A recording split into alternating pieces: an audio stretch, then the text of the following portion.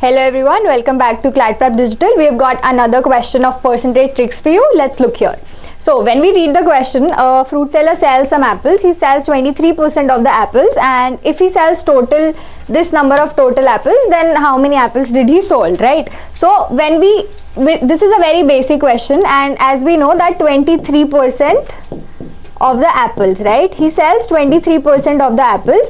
So now you'll have to calculate this and you get your answer, which is 115. Okay, this is the basic way of solving this question, but I have a trick for you which can save a lot of your time. That is, you will not have to multiply this. Okay, so whenever we have two percentages, or whenever we have to find out the percentage of anything in the given question, what we can do is 23% of 500 we have to find out. So what we have to do is we can exchange these two numbers and it will be the same. That is, you can also do it like 500% of 23.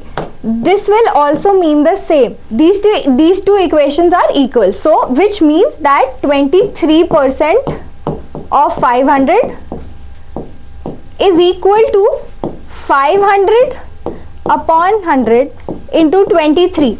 As you can see in the equation also, here these two get cancelled and we are multiplying this. Here also these two get cancelled and we are multiplying 5 into 23. That is why from here we can conclude that whenever we have percentage and to find a percentage of something, we can always interchange the numbers. That is, 23% of 500 will always be equal to 500% of 23.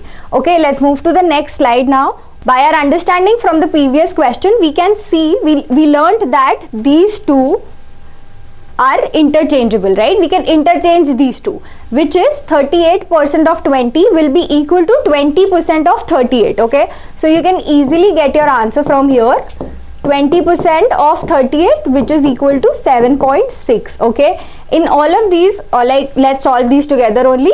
We see 54% of 80, which will be equal to 80% of 54.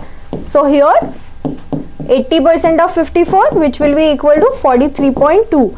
Now in the same in the next question, 28% of 25 will be equal to 25% of 28. So 25% of 28 will be 1 by 4 of 28, which is equal to 7. Right? This is 1 by 4 because here also 44% of 125 will be 125% of 44. Right? Which will be 5 by 4. So we can see this is equal to 55. Right? I hope this is very clear to you. And so whenever you get difficult digits and difficult percentages, you can always try to solve them by interchanging the numbers and the percentage. Thank you so much. See you next time.